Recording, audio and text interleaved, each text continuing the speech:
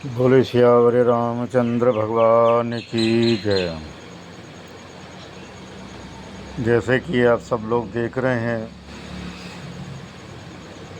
कि जगह जगह प्रोटेस्ट किया जा रहा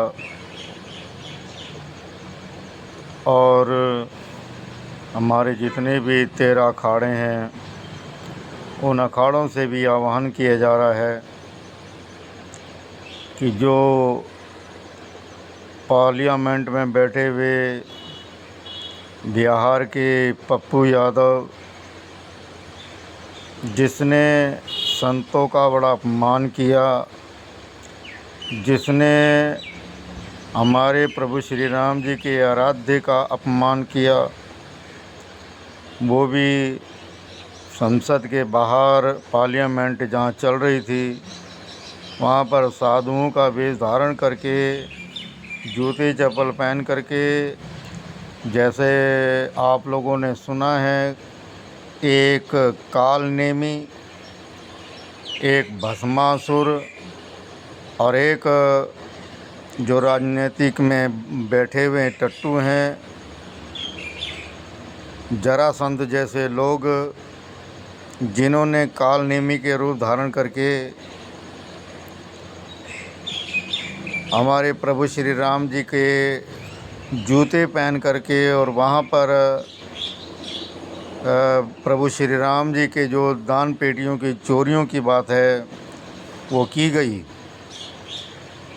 लेकिन साधुओं ने कभी किसी की दान पेटियों में चोरी नहीं की, तो इसने साधुओं का वेश धारण करके कैसे ये बहरूपिया बना। और ये काल नेमी हैं। इन काल नेमियों का अब अंत तो ज़रूरी है। कल हमारे साधु धर्म स्थान सुरक्षण समिति के अध्यक्ष परमाध्यक्ष आदरणीय दत्तगिरी जी महाराज जी और हमारे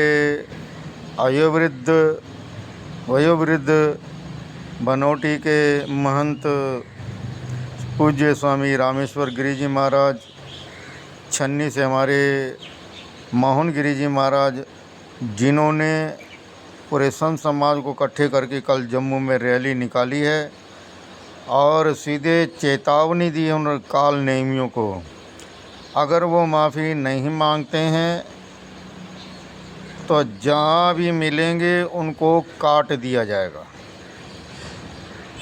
जूतों की माला पहनाई जाएगी और गधे पर बैठा करके पूरे गांव में, पूरे शहर में घुमाया जाएगा काला मुंह करके।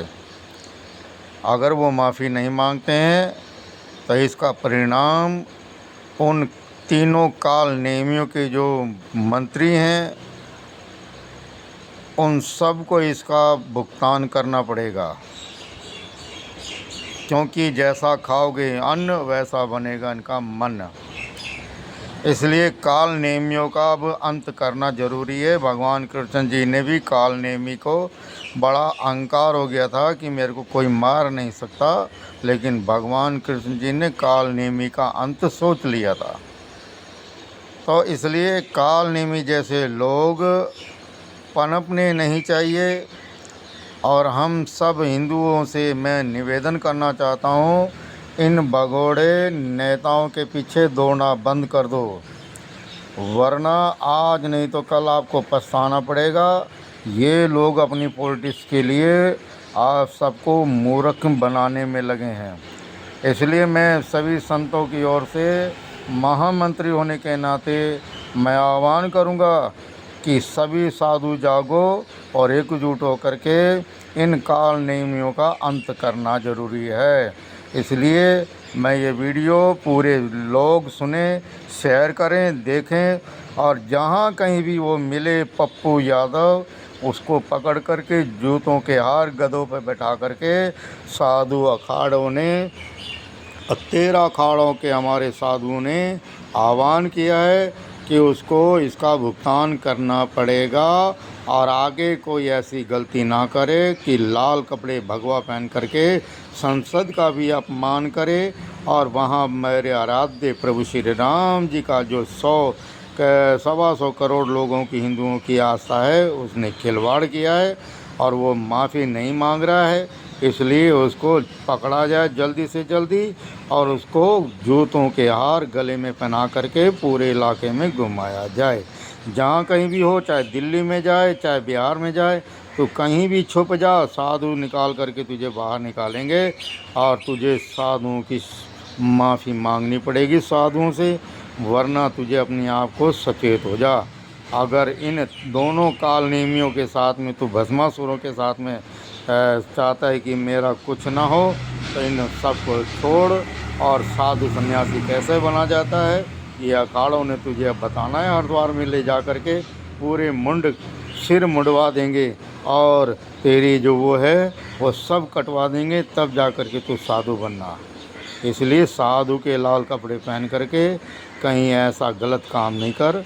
इसलिए हमारे साधुओं ने आह्वान किया है और मैं जितने भी मीडिया कर्मी हैं और जितने भी मेरे फॉलोअर्स हैं सबको दिखाओ और आगे बढ़ाओ। और ये जो काल नेमियों का अंत बहुत ज़रूरी हो गया है। कलयुग केवल नाम धारा, ये कलयुग के काल नेमी हैं, इन काल नेमियों का अंत ज़रूरी है। जय श्री राम।